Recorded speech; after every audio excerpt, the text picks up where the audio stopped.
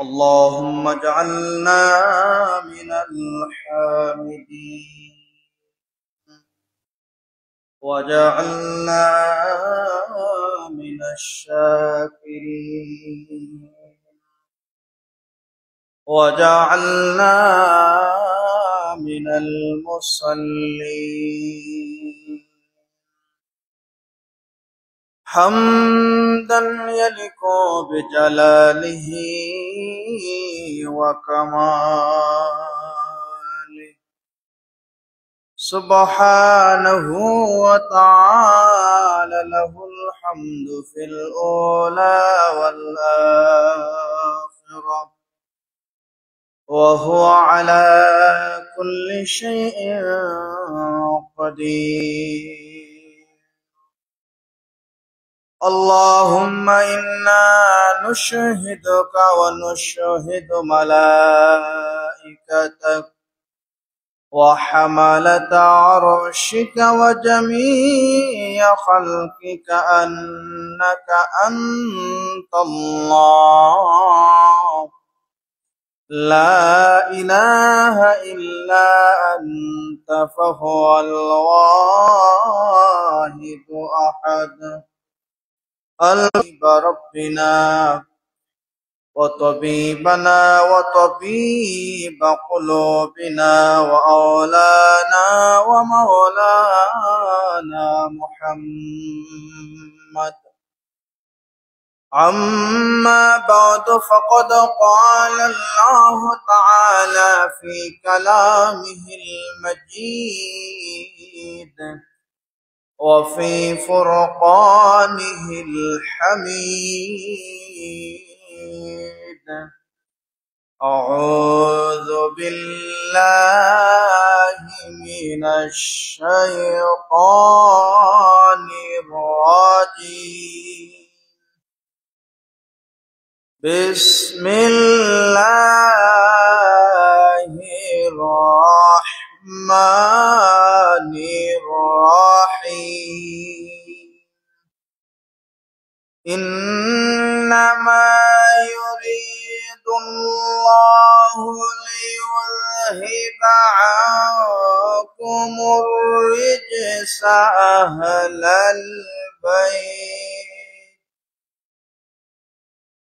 أهل البيت ويطهركم تطهيرا.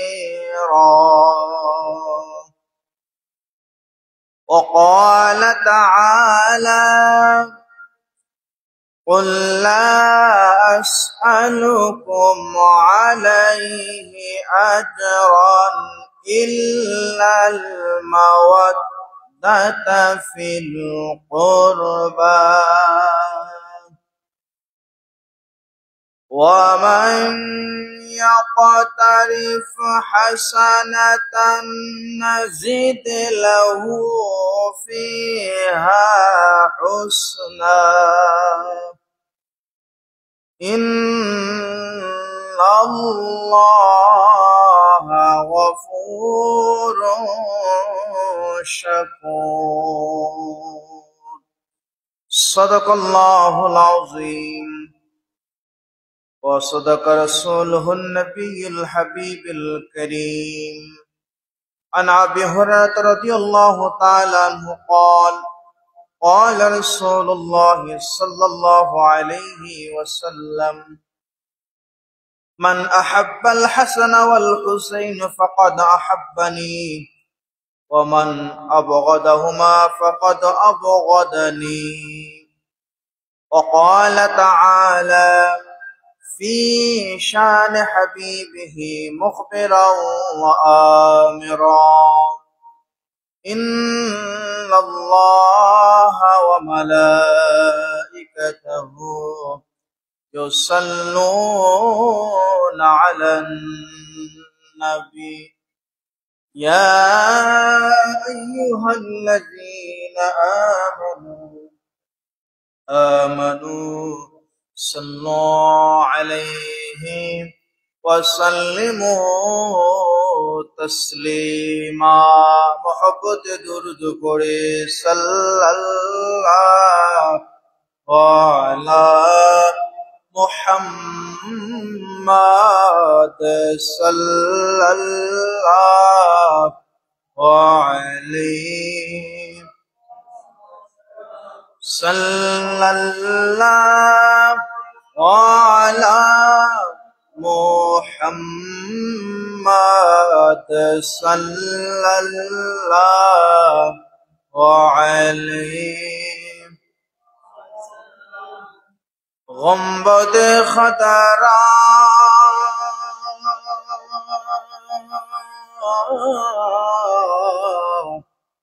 جب نظر میں آ گیا ہے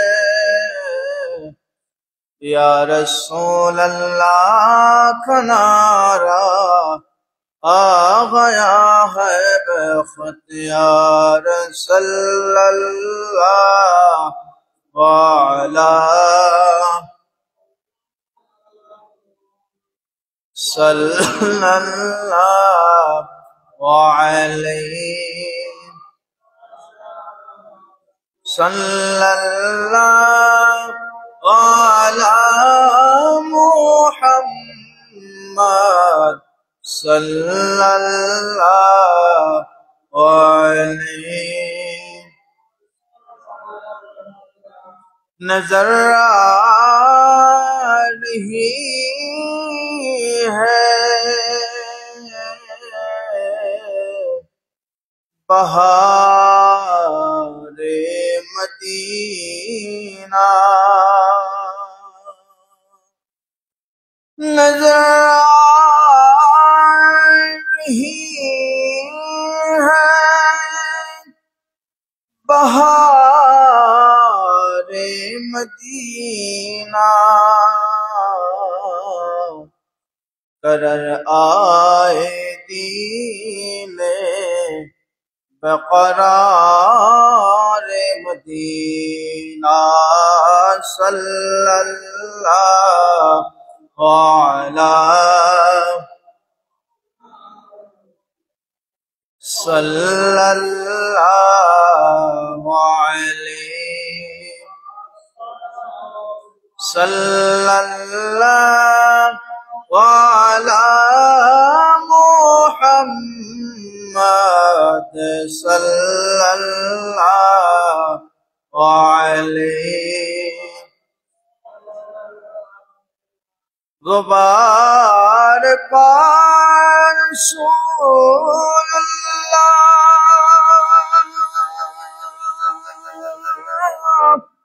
میرے آنکھوں کا چرما ہو ہمیں روضہ کے درشن سے دل تارک اجالا ہو صلی اللہ علی محمد صلی اللہ علیہ ایک ذکر بولے لا الہ اللہ لا الہ یا حنان یا منان یا حنان یا دیان یا سبحان من علینا بالغفران یا حنان نان یا حنان نان یا حنان یا منان یا دیان یا سبحان یا رحمان بالغفران من علینا بالغفران لا الہ اللہ لا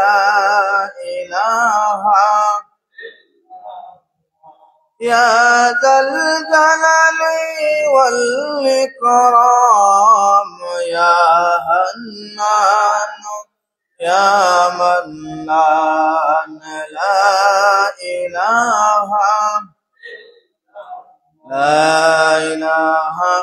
إلا الله محمد رسول الله সাল্লাল্লাহু আলাইহি ওয়াসাল্লাম।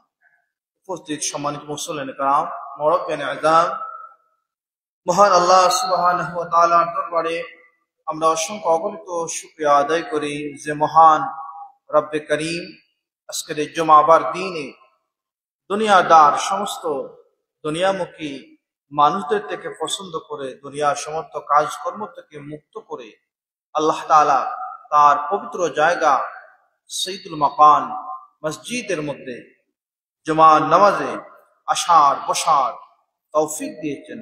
সে মহান রবের দরবারে তাকে খুশি করার জন্য একটাই কালিমা যথেষ্ট, সেটার নাম কালিমাতুশ শুকর। আমরা সকলে আদায় করি আলহামদুলিল্লাহ। লক্ষ কোটি দুরূদ ও সালাম জানাই আকা নামদার তাজদারে মদিনা সঈদুল মুরসালিন খাতামুন নবী শামসুদ দুহা বদরুদ্দুজা রাসূল আরবি ওয়াল আজমি ইমামুল মুরসালিন সঈদুল মুরসালিন নবিয়ুস সাকালাইন নবী মুহাম্মদ রাসূলুল্লাহ সকলে পড়ি সাল্লাল্লাহু আলাইহি ওয়াসাল্লাম। সম্মানিত হাজিরিন, আজকে পবিত্র মুহররম মাসের তৃতীয় জুমা। আলোচনার প্রারম্ভে পবিত্র কোরআন আল কারিমের সূরাতুল আহজাব এবং সূরাতুস শূরা থেকে দুইটা আয়াতে কারিমার অংশ আপনাদের সামনে তিলাওয়াত করেছি। নবী করিম সাল্লাল্লাহু আলাইহি ওয়াসাল্লামের অসংখ্য অগণিত হাদিস সমূহের মধ্য থেকে একটা হাদিস আপনাদের সামনে তিলাওয়াত করেছে। আল্লাহ পাক রব্বুল আলামিন কোরআন এবং হাদিসকে সামনে রেখে আমি অদমকে কিছু কথা বলার হিম্মত দান করুন, আর আমরা যারা শুনবো আমাদের সবাইকে আল্লাহ তাআলা আমলের নিয়তে শোনার তৌফিক দান করুন। আল্লাহর কাছে তৌফিক কামনা করি। ওয়ামা তৌফিক ইল্লা বিল্লাহ আলাইহি তাওয়াক্কালতু ওয়া ইলাইহি উনীব।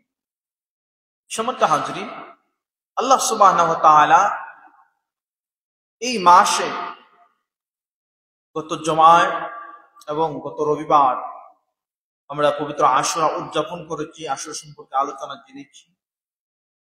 প্রতিটা মুমিনের জন্য, প্রতিটা মুমিনের একটা ঈমানের অংশ, একটা দাবি হচ্ছে নবী করিম সাল্লাল্লাহু আলাইহি ওয়াসাল্লামের পরিবারকে ইজ্জত করা, মহব্বত করা, সম্মান করা। কেননা নবী করিম সাল্লাল্লাহু আলাইহি ওয়াসাল্লামের পরিবারকে বলা হয় আহলে বায়াত। আহলে বায়াত বলতে এক কথায় আমরা বুঝি আল্লাহর নবীর পরিবারকে। এখন আল্লাহর নবীর পরিবারের মর্যাদা কেমন দুনিয়া এবং আখিরাতে, এবং নবী করিম সাল্লাল্লাহু আলাইহি সাল্লামের আহলে বায়াতকে মহব্বত করলে দুনিয়ায় এবং আখিরাতে কেমন ফায়দা পাওয়া যায়, সেটা প্রতিটা মুমিনের জন্য জানা অতীব জরুরি। আজকে আমরা সে বিষয়ে সংক্ষিপ্তভাবে জানার চেষ্টা করব।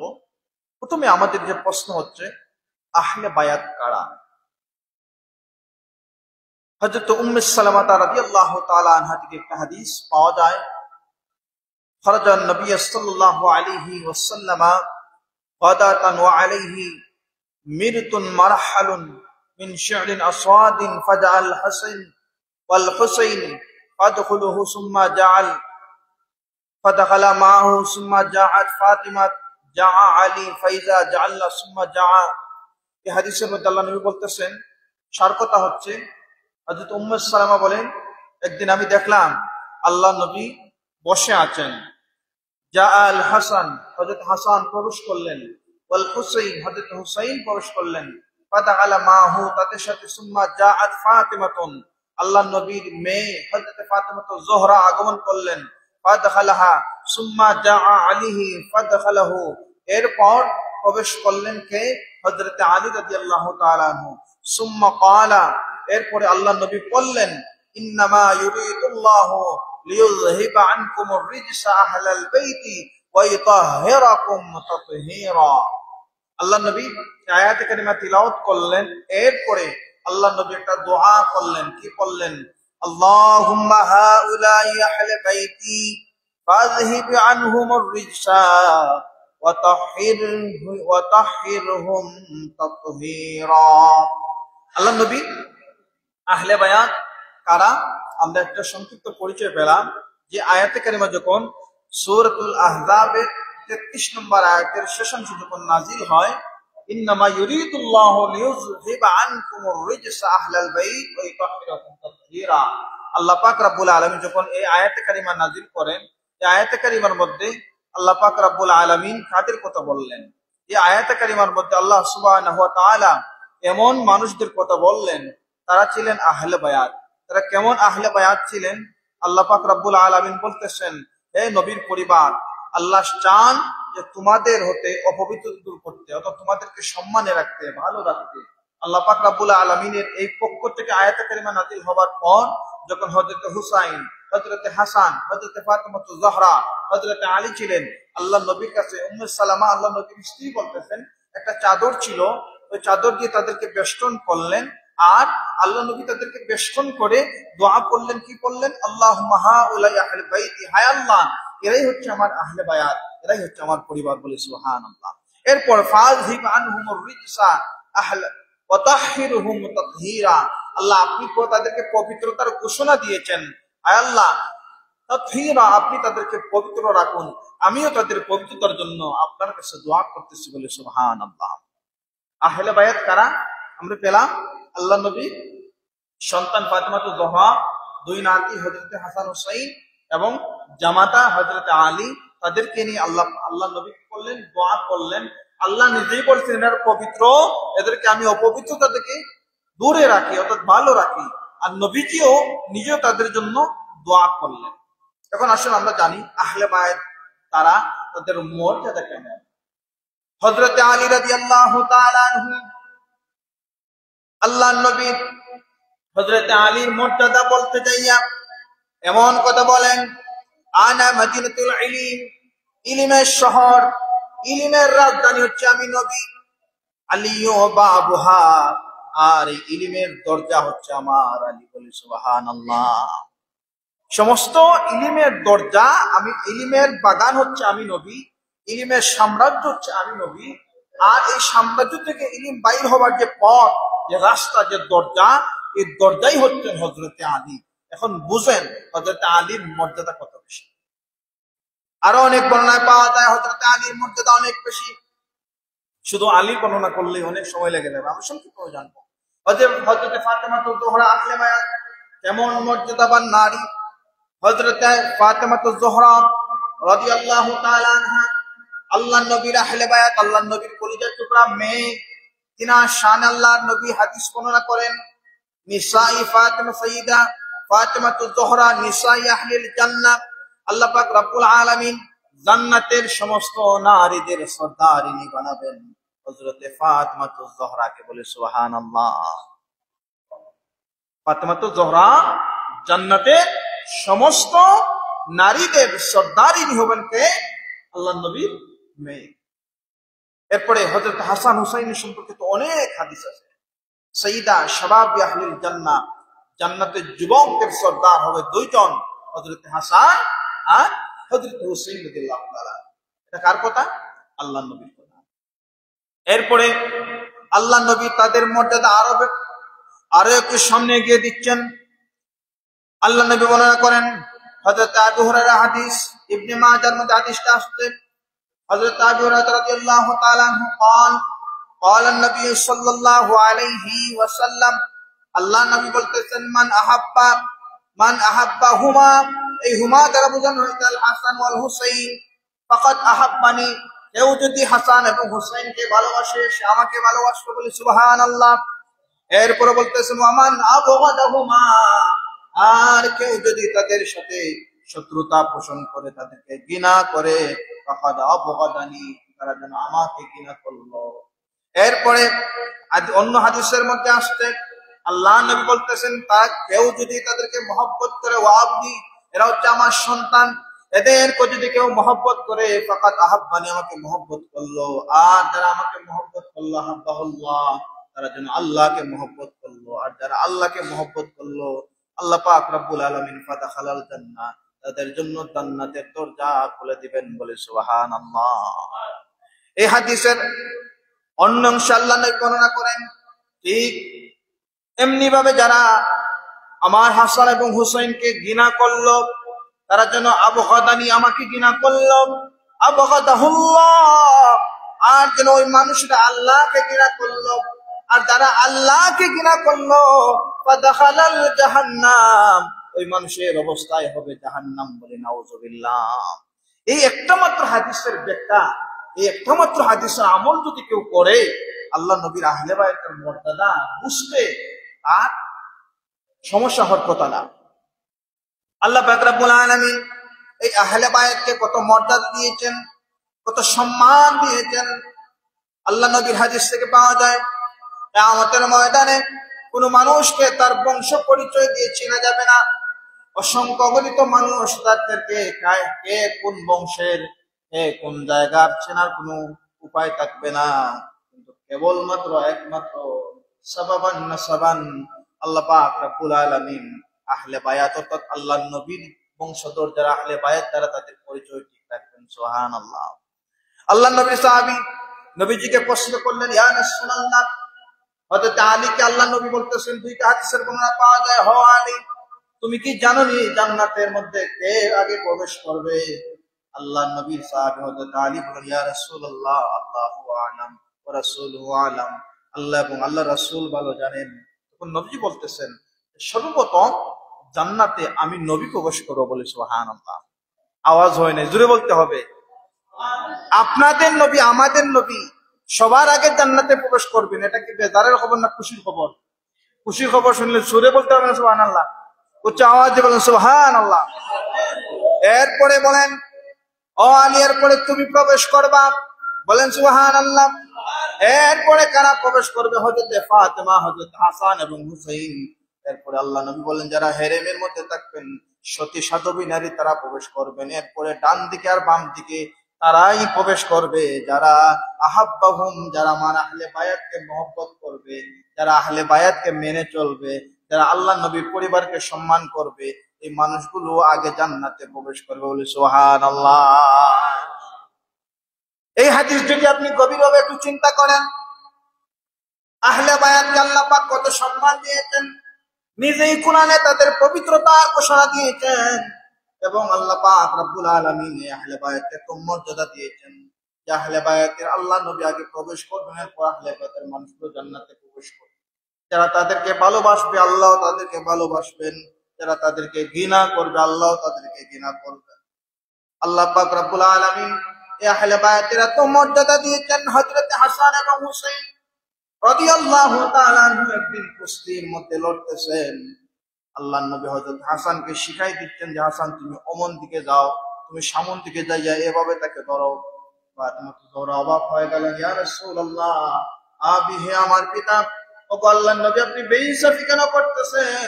আপনার নাতি হাসান, আপনার নাতি হুসাইন, আপনি হাসানকে সহযোগিতা করতেছেন, বলতেছেন এইভাবে এইভাবে তুমি যাও, কিন্তু আপনার নাতি তো হুসাইন, আপনি কেন তারকে শিখাই দিচ্ছেন না? তখন আল্লাহ নবীর জবান মুবারক থেকে একটা কথা বের হলো, রে ফাতেমা, আমি তো আমার হাসানকে সহযোগিতা করতেছি, কৌশল শিখিয়ে দিচ্ছি, আর হযরত হুসাইনকে সমস্ত ফেরেশতাদের সরদার হযরত জিবরাইল আলাইহিস সালাম কৌশল শিখিয়ে দিচ্ছেন, বলে সুবহানাল্লাহ। এরাই হচ্ছেন আহলে বায়াত। এখন একদল মানুষ এই আহলে বায়াতকে সমালোচনা করে, তাদের মর্যাদা কোথায়, তাদের অবস্থান কোথায়, আল্লাহ নবীর হাদিস অনুযায়ী আমরা বুঝতে পারলাম। নবী করিম সাল্লাল্লাহু আলাইহি সাল্লাম এই আহলে বায়াতকে, এই পরিবারকে মহব্বত করার কারণে জগতের মানুষদের মর্যাদা এত সম্মান দিতে পারেন, এত বাড়ায় দিতে পারেন। আমরা সকলে নাম শুনেছি আল্লাহ নবীর একজন আশিক হযরত জুনাইদ বাগদাদী, ইরাকের বাগদাদ শহরে যার জন্ম। জুনাইদ বাগদাদী সেই সময়ে ইরাকের জমিনে তার মতো পালোয়ান, তার মতো কুস্তিগীর আর কেউ ছিলেন না। সমস্ত দেশের মধ্যে সবার ঊর্ধ্বে, সবার উপরে তার মর্যাদা হয়ে গেল। জুনাইদ বাগদাদীর মতো কুস্তিগীর আর ইরাকের জমিনে কেউ নেই, ঘোষণা হয়ে যাবে। তার দরবার থেকে তাকে পুরস্কৃত করা হবে। ইরাকের জমিনে অন্যান্য দেশের সাথে কুস্তি করে ইরাকের মান সম্মান, ইরাকের নাম উজ্জ্বল করেছ। এর জন্য বাদশার পক্ষ থেকে জুনাইদ, তখন তার নাম শুধুমাত্র জুনাইদ ছিল, কুস্তিগির জুনাইদ, পালোয়ান জুনাইদকে পুরস্কার দেওয়ার জন্য বাদশার পক্ষ থেকে ঘোষণা করা হলো, হাজার হাজার মানুষের সামনে তাকে পুরস্কৃত করা হবে। হঠাৎ করে বাদশার পক্ষ থেকে ঘোষণা করা হলো যে আমার এই দেশের মধ্যে এখন পর্যন্ত আমরা জানি জুনাইদের মতো পালোয়ান কুস্তিগির আর কেউ নাই। আমি আবার ঘোষণা করতে চাই, আমাদের এই দেশের মধ্যে জুনাইদের সাথে কুস্তিতে লড়বে এমন কোন মানুষ, এমন কোন কুস্তিগির, এমন কোন পালোয়ান আসো কিনা। ঘোষণা করার পর সবাই নীরব, নিস্তব্ধ পরিবেশ, কেউ জবাব দেয় না। কেননা জুনাইদের সাথে কুস্তি করবে এমন পালোয়ান, এমন সাহসী যুবক, এমন সাহসী মানুষ সেই সময় ইরাকের মধ্যে একটা মানুষ খুঁজে পাওয়া যায়নি। হঠাৎ করে জীর্ণ শীর্ণ একজন বৃদ্ধ বয়স হয়ে যাবে এমন একটা সময়ের মানুষ দাঁড়ায়া দাঁড়ায়া বললেন, বাদশাহ আপনি ঘোষণা করলেন যে জুনাইদের সাথে কুস্তি করার মতো কোন পালোয়ান আছে কিনা। আপনি যদি প্রমাণ করতে চান, আপনি যদি দেখতে চান, তাহলে আমাকে জুনাইদের সাথে কুস্তিতে লাগায় দেন, আমি জুনাইদের সাথে কুস্তি করতে চাই। মানুষরা হাসাহাসি শুরু করলো। তাকড়া তাকড়া যুবক, যে যুবক গুলো পর্যন্ত জুনাইদের সাথে কুস্তিতে লড়ার জন্য সাহস করে না, এই জীর্ণ শীর্ণ মানুষ কোন সাহসে, কোন ভরসায় জুনাইদের সাথে কুস্তিতে লড়তে চায়। যেহেতু তিনি ঘোষণা করছেন কেউ আসো কিনা, বাদশার ঘোষণা তো ফিরায় নেওয়া যায় না। তখন ওই মানুষটা বললেন আমি কুস্তির মধ্যে লড়তে চাই। জুনাইদ বাগদাদির পক্ষ থেকেও বলা হলো, এই মানুষটা দেখে তিনিও প্রথমে হাসি ঠাট্টা করতেছিলেন, যে মানুষটা দেখতে রোগা সোগা, বাতাসের সাথে যেন হেলে দুলতেছে, এই মানুষটা বুঝে আমার সাথে কুস্তিতে লড়বে। বাদশাহ যখন ঘোষণা করলেন, ওই মানুষটা যেহেতু বলতেছে কুস্তির মধ্যে জুনাইদের সাথে লড়বে, তাহলে প্রস্তুতি নাও, এখন মাঠটা পরিষ্কার করো, কুস্তির মধ্যে তাদের প্রতিযোগিতা শুরু হয়ে যাবে। জুনাইদ বাগদাদি এবং ওই জীর্ণ শীর্ণ মানুষের সাথে যখন কুস্তির প্রতিযোগিতা শুরু হয়ে যাবে, রেফারি যখন খেলার ঘোষণা দিলেন, ওই মানুষটা জুনাইদ বাগদাদির কানে কানে যাইয়া বলতেছে, আসসালামু আলাইকুম, ও পালোয়ান, ইরাকের জমিনে তোমার মতো পালোয়ান আর কেউ নাই। এটা শুধু আমি নয়, সমস্ত উপস্থিত মানুষও জানে বহির্বিশ্বের মধ্যে তোমার দোষ খ্যাতি সরায় গেছে। তবে আজকে আমি তোমাকে একটা কথা বলতে চাই, জুনাইদ, আমি হচ্ছি আল্লাহ নবী, আল্লাহ নবীর বংশের একজন মানুষ। ইসলামী শরীয়তে যাকাত ফিতরা সমস্ত মুসলমান খেতে পারে, শুধুমাত্র আল্লাহ নবীর পরিবার যারা যারা কুরাইশ বংশের তারা খেতে পারেন না, তাদের জন্য এটা জায়েজ নাই। আল্লাহ নবীর বংশ হবার কারণে আমরা মানুষের কাছে হাত পাততে পারি না, মানুষের দুয়ারে দাঁড়াতে পারি না। সুদূর মদিনা থেকে আমার পরিবার নিয়ে আমি বড় বড় কষ্টের মধ্যে দিন যাপন করতেছি, খাবার খুঁজে পাচ্ছি না, আমার পরিবার নিয়ে আমি অসহায় হয়ে গেছি। জুনাইদ, আজকে তো তোমাকে স্বর্ণ মুদ্রা দেয়া হবে, আজকে তো তোমাকে পুরস্কৃত করা হবে। তুমি কি পারো না আহলে বায়াতের ভালোবাসায়, তুমি কি পারো না রাসূলুল্লাহর ভালোবাসায় আমাকে জিতায়া দিতে, আর এই স্বর্ণ মুদ্রা দিয়ে আমি আমার পরিবার নিয়ে কিছুদিন আমি অতিবাহিত করতে পারো স্বাচ্ছন্দ্যে? তুমি কি আল্লাহ নবীর ভালোবাসায়, তুমি কি আহলে বায়াতের মহব্বতে তোমার এই আজকের পুরস্কারটা আমাকে দিতে পারো না? জুনাইদ বাগদাদির তখন দেমাগে, মাথার মধ্যে কি একটা জিনিস পুশ করলো, মানুষটা কি বলে, জীবনে আমি অনেক যশ খ্যাতি অর্জন করেছি, হয়তো আমি এমন করে আর সুযোগ পাবো না। এই চিন্তা করলেন, যদি আল্লাহ নবীর এই বংশর মানুষকে আমি আজকে বিজয়ী করে দিতে পারি, আমার দুনিয়ার যশ খ্যাতি সব আল্লাহ নবীর জন্য যদি আমি কোরবান করে দিতে পারি, আহলে বায়াতের জন্য যদি আমার যশ খ্যাতি উজাড় করে দিতে পারি, আমি কিয়ামতের ময়দানে আল্লাহ নবীর কাছে দাঁড়াইয়া বলতে পারবো, ইয়া রাসূলুল্লাহ, জীবনে হয়তো ভালো কোনো আমল করতে পারি নাই, কিন্তু আপনার পরিবারের, আপনার বংশের মানুষের জন্য আমার দুনিয়ার সমস্ত মস্ত বড় উচ্চ আসনে আমার চেয়ারের জায়গা ছিল, আমি ওই জায়গাটা ত্যাগ করে একদম নিচু জায়গায় নেমেছি শুধুমাত্র আপনার ভালোবাসায়। যেই চিন্তা সেই কাজ। এই বৃদ্ধ মানুষটাকে জুনাইদ বাগদাদী বললেন, যেহেতু কুস্তির ময়দান, একটু তো লড়তে হবে, যদি না লড়ে আমি আপনাকে বিজয়ী করে দেই, মানুষ আপনাকে দুর্বল মনে করবে। দুর্বলতার কোনো দেখানোর কোনো কারণ নাই, যেহেতু আপনি নবীর বংশের মানুষ, নবীর বংশের মানুষ সম্মানী মানুষ, নবীর বংশের মানুষ ইজ্জতওয়ালা মানুষ, কেননা এই ইজ্জত তাদেরকে দিয়েছেন আল্লাহ সুবহানাহু ওয়া তাআলা। আমি যখন কুস্তির মধ্যে আপনার সাথে লড়ব, আপনি আমাকে এমন ভাবে ইশারা করবেন যেন আপনি আমাকে জোরে আঘাত করতেছেন। আমি যখন জমিনে পড়ে যাব, আপনি আমার উপরে উঠা বাদশার সাথে আপনি চিৎকার করে বলবেন, তুমি তো ঘোষণা করেছিলা এই জমিনের মধ্যে, ইরাকের মধ্যে কুস্তিবাজ জুনাইদকে হারানোর মতো কেউ আসে কিনা, তখন তুমি প্রমাণ করবা। কুস্তির মধ্যে লেগে এই জীর্ণ শীর্ণ মানুষ জুনাইদ বাগদাদীকে যখন ইশারা করে, দেখা যায় ইশারার সাথে সাথে জুনাইদ বাগদাদী জমিনে পড়ে যায়। রাজ দরবারে স্টেডিয়ামে এত মানুষ এই কুস্তি দেখার জন্য উপস্থিত হয়েছে। দেশের সব থেকে নাম করা, সব থেকে নামি দামি কোন খেলোয়াড় যখন আমাদের লোকাল এরিয়া আসে, মানুষের ভিড় খুব বেশি হয়, তাই না? ঠিক তেমনি ভাবে সেই সময় কুস্তির একটা খেলার রেওয়াজ ছিল ইরাকের জমিনে। তো জুনাইদ বাগদাদী এই কুস্তির মধ্যে যখন জীর্ণ শীর্ণ মানুষের সাথে লড়লেন, মানুষ অবাক হয়ে গেল। একটা জীর্ণ শীর্ণ মানুষ তাকে ইশারা করতে জমিনে পড়ে যায়। অনেক লম্বা ঘটনা মানাকিব জুনাইদ বাগদাদীর মধ্যে লিখেন, জুনাইদ বাগদাদী যখন জমিনে পড়ে গেলেন, সমস্ত মানুষ নীরব, স্তব্ধ পরিবেশ হয়ে গেল। জুনাইদ আর উঠে দাঁড়াতে পারে না। জুনাইদের বুকের উপরে দাঁড়াই না এই আহলে বায়ত আল্লাহ নবীর বংশের মানুষ বলতেছেন, রে বাদশাহ, ইরাকের বাদশাহ, আমি আপনার জুনাইদের সাথে কুস্তিগীর যুবকের সাথে আজকে বিজয়ী হলাম, আপনি আমাকে পুরস্কৃত করুন।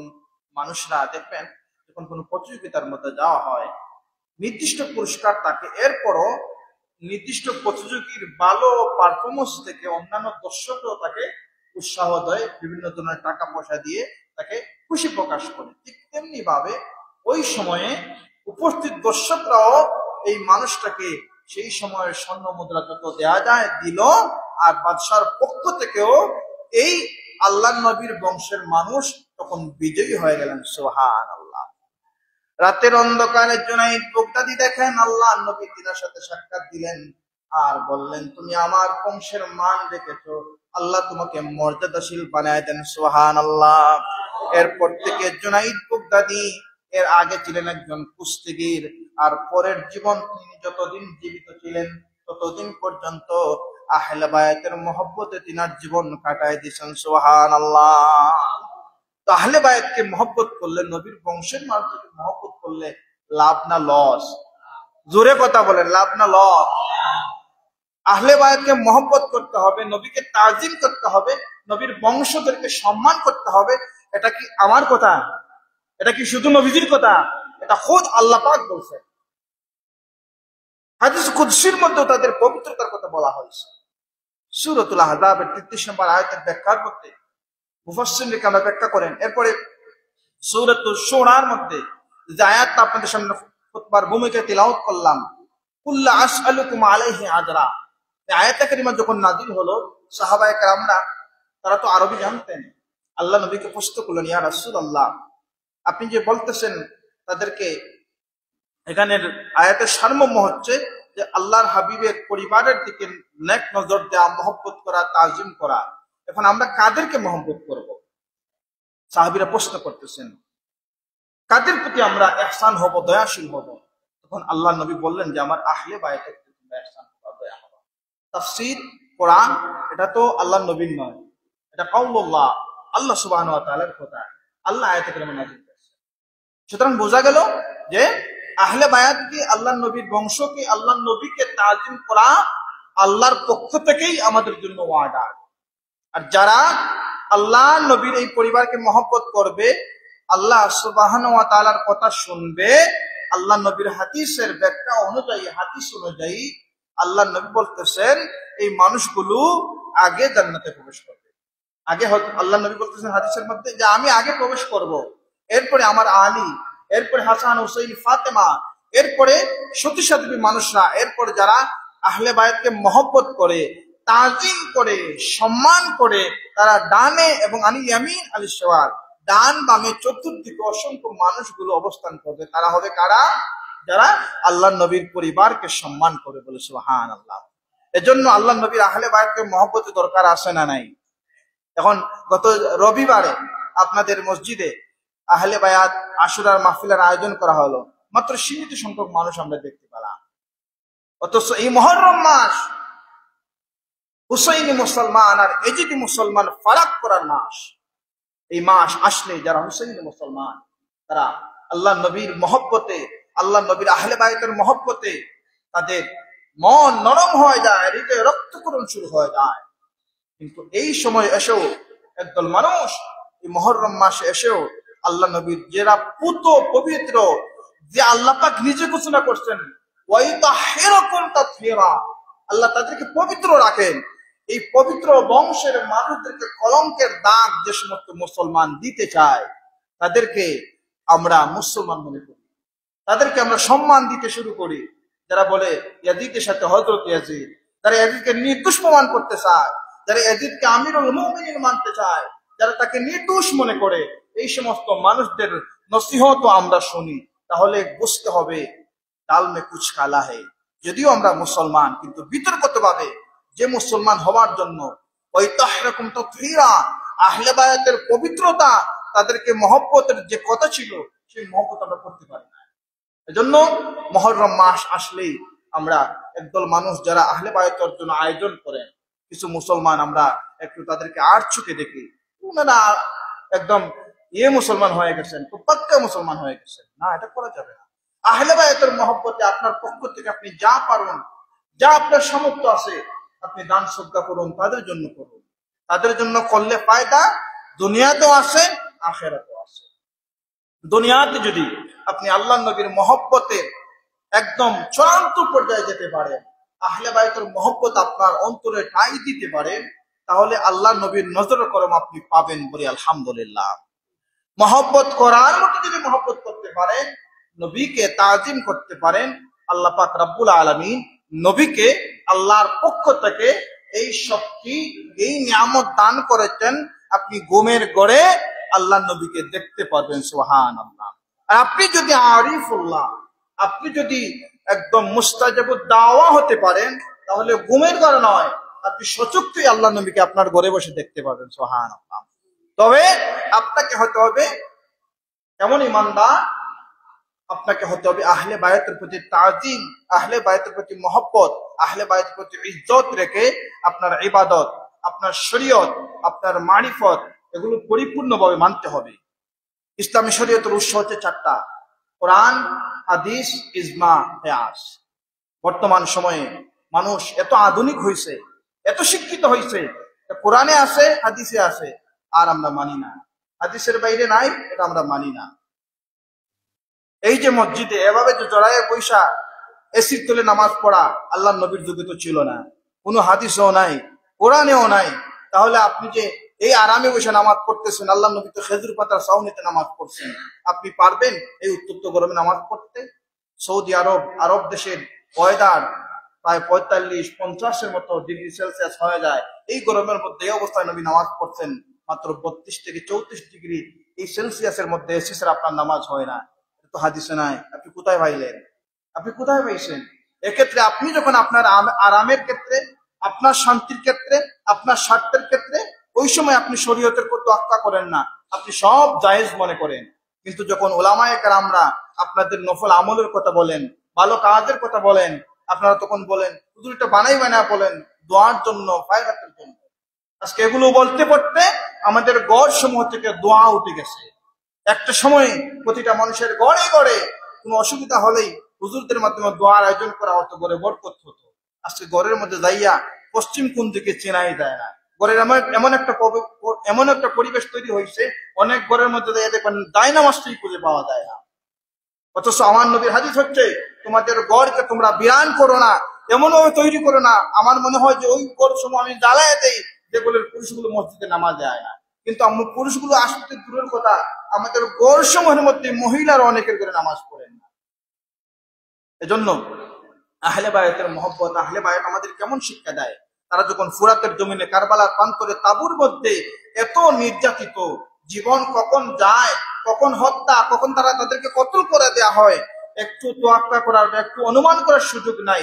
এই মুহূর্তেও নামাজ তারা কাজা করেন নাই, এই মুহূর্তেও তারা তাকওয়া থেকে ফিরে যান নাই, এই মুহূর্তেও তারা পর্দার কালাপ করেন নাই। কিন্তু আপনি এই নবীর উম্মত, আপনি এই নবীকে মহব্বত করেন, এই নবীর শাফাআত কামনা করেন, এই নবীর পরিবার আপনাকে কেমন শিক্ষা দিল। আজকে আপনার বোন, আমার মা, আমার প্রতিবেশী, তারা পর্দার ক্ষেত্রে তাওয়াক্কুল করেন না। অথচ আহলে বায়াতের নারীরা তাদের সন্তান হত্যা হয়ে গেছে, এই তো কিছু দূরে, সামনে তারা বাইর হয়ে দৌড়তে পারতেন, কিন্তু পর্দার কালাপ হয়ে যাবে, ইসলাম এটাকে নিষেধ করেছে, তারা ওই জায়গার মধ্যে যান নাই। কিন্তু আপনি আপনার চেহারা দেখানোর জন্য আপনার মেয়েকে আপনি বের করে দিচ্ছেন, আপনার বোনকে আপনি দিচ্ছেন, কেমন আপনি তাদের বাধা দিচ্ছেন না, মানে আপনি তাকে সম্মতি দিচ্ছেন। ইসলাম কত সুন্দর, ইসলাম একদম নারী যখন বোরকার ভিতরে থাকে, তাকে মানুষ কত সম্মানের চোখে দেখে। নিশ্চয়ই মেয়েটা ভদ্রগ্রহ হবে, নিশ্চয়ই মেয়ের মা বাবা কোনো আলিম পরিবারে হতে পারে, মানুষের এই চিন্তা আসে। আর যে মেয়ের চেহারা দেখা যায়, যে মাদের চেহারা দেখা যায়, পুরুষদের সাথে আগ ভাইয়ে কথা বলেন, মানুষ হয়তো সামনে বলে না, কিন্তু মনে মনে চিন্তা করে তার পরিবারের পুরুষ গার্জিয়ান বড় মনে হয় দুর্বল, মনে হয় ভালো বংশের না। অথচ আপনি যদি আহলে বায়াতের এই শুধুমাত্র কারবালা, মুহররমের কারবালার চিত্রটা আপনার জীবনে যদি একটু ফোটায়া তোলেন, দেখবেন আপনার মধ্যে ইসলামের জিন্দা, ইসলাম ইসলাম জিন্দা হতা হয় হর কারবালা কি বাত। প্রতিটা ত্যাগের বিনিময়ে ইসলাম জিন্দা হয়। আপনি এই ত্যাগটা করুন, আজকে থেকেই আমি আহলে বায়াতের ইসলাম মানবো। এই ত্যাগের ক্ষেত্রে আপনাকে একটু কষ্ট হবে, এই কষ্ট, এই কারবালা, এই কুরবানিটা যদি আপনি দিতে পারেন, আপনার জীবন সফল হয়ে যাবে। এই কুরবানি সামান্য ক্ষমতার মসনদের কুরবানি ইয়াজিদ দিতে পারে নাই, এজন্য তার জীবন কিয়ামত পর্যন্ত কোন মানুষ তার সন্তানের নাম ইয়াজিদ রাখবে না। কেননা সে এই কুরবানির ক্ষেত্রে, ইমানি কুরবানির ক্ষেত্রে, তাকওয়ার কুরবানির ক্ষেত্রে, আহলে বায়াতের মহব্বতের কুরবানির ক্ষেত্রে নবীর জন্য তার মসনদ কুরবান দিতে পারে নাই। নবীর ভালোবাসায়, আহলে বায়াতের ইজ্জতে ইমাম হুসাইনকে নেতা মানতে পারে নাই, ইমাম হুসাইনকে তাকওয়ার ধূব্রদরি মানতে পারে নাই, ইমাম হুসাইনের মাধ্যমে আল্লাহর তাওয়াক্কুল খুঁজে পাওয়ার পথ সে মানতে পারে নাই। এই যে কুরবান দিতে পারে নাই, এর জন্য কিয়ামত পর্যন্ত অভিশপ্ত ইয়াজিদ। কথা বলেন ঠিক কিনা? জোরে বলেন ঠিক কিনা? আপনাদের সন্তানের নাম ইয়াজিদ রাখবেন, নাতির নাম রাখবেন?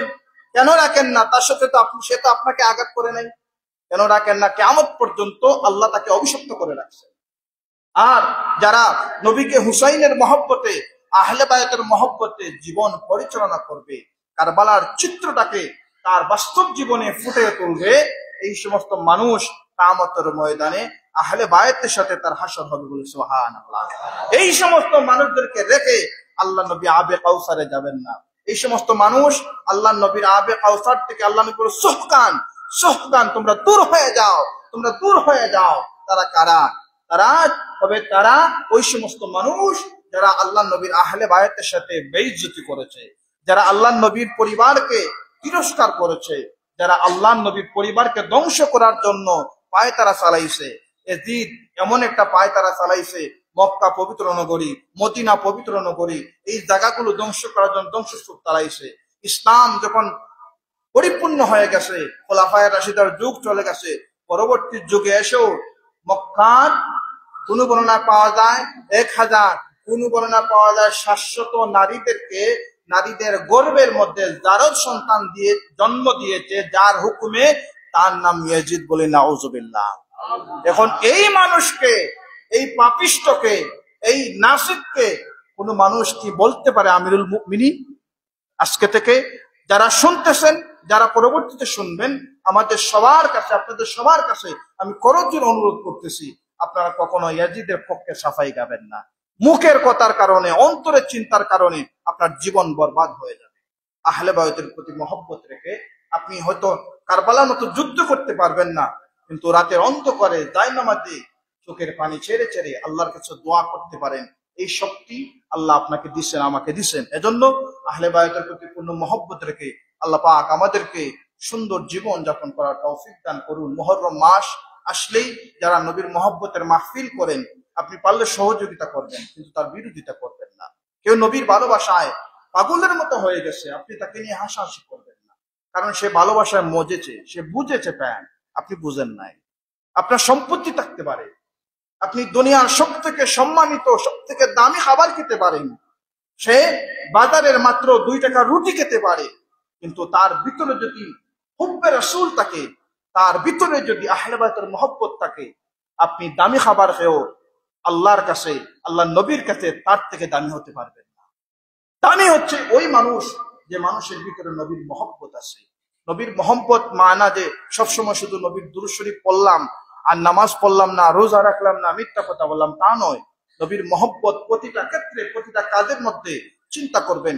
এই মিম্বর থেকে, মিম্বর আদম নবীর জন্য না, ঈসা নবীর জন্য না, অন্যান্য পয়গম্বরদের জন্য না। মিম্বর তখনই আবিষ্কার হয়েছে যখন ইমামুল মুরসালিন জমিনে আগমন করছেন। ইমামুল মুরসালিন কে? মান হুয়া, তিনি কে? এক কথায় জবাব হচ্ছেন, তিনি হচ্ছেন মুহাম্মাদুর রাসূলুল্লাহ। বলে সুবহানাল্লাহ।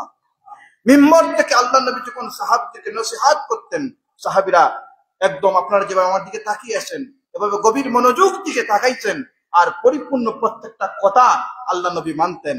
এখন নবীজির সাহাবীরা, নবীজির তাজিম ছিল যে পরিবেশ ১৫০০ বছর আগে মসজিদে নববী থেকে আল্লাহ নবী পরিবেশটা তৈরি করে গেছেন। মিম্বরে বসে বসে খুতবা দিতেন, সাহাবীরা শুনতেন, মানতেন। কিন্তু ১৫০০ বছর পরেও নবীর তরিকা অনুযায়ী মসজিদ হইছে, মিম্বর হইছে, মিম্বর থেকে কথাও বলা হয়, কিন্তু শ্রোতাগুলো আমরা পরিবর্তন হতে পারি নাই। এজন্য আমাদের সমাজের অশান্তিরও শেষ নাই। হাজরিন, মিম্বর আল্লাহ নবীর দেয়া নিয়ামত। নবীর দেয়া নিয়ামত থেকে যত কথাগুলো বের হয়, হয়তো আপনার আঘাত লাগতে পারে, কিন্তু জেনে রাখবেন এটা যেহেতু আপনার কানে আসছে, নিশ্চয়ই আপনাকে হেদায়েতের জন্য আল্লাহর পক্ষ থেকে একটা ধাক্কা দেওয়া হয়েছে। আপনার কর্ণকহরে এই কথা পৌঁছাইছে। আপনি যদি মনে করেন এই কাজটা তো আমি করেছি, তাহলে বুঝবেন আল্লাহর পক্ষ থেকে আপনাকে হেদায়েতের জন্য, মান ইয়াহদিল্লাহু ফাহুয়াল মুহতাদি, আল্লাহ যাকে পছন্দ করেন তাকে হেদায়েত দিতে চান। আর যারা হেদায়েত নেয় তারা জীবনেও সফল, মরণেও সফল। আল্লাহ পাক আমাদেরকে কবুল করুন। আহলে বায়াতের পরিপূর্ণ মহব্বতে আমাদের জীবনটাকে উজ্জ্বল করে দিন। সকলে বলি আমিন। ওয়া আখিরু দাওয়ানা আলহামদুলিল্লাহি রাব্বিল আলামিন। আস্তাগফিরুল্লাহ, ইন্নাল্লাহা গফুরুর রহিম। আস্তাগফিরুল্লাহ রাব্বি মিন কুল্লি জামমিন ওয়া আতুবু ইলাইহি, লা হাওলা ওয়ালা কুওয়াতা ইল্লা বিল্লাহিল আলিয়্যিল আযীম। লা ইলাহা ইল্লাল্লাহু মুহাম্মাদুর রাসূলুল্লাহ। আল্লাহুম্মা আমিন। আলহামদুলিল্লাহি রাব্বিল আলামিন ওয়াল আকিবাতু লিল মুত্তাকিন ওয়াস সালাতু ওয়াস সালামু আলা রাসূলিহিল কারীম ওয়া আলা আলিহি ওয়া আসহাবিহি আজমাইন। ربنا آتنا في الدنيا حسنة وفي الآخرة حسنة وقنا عذاب النار.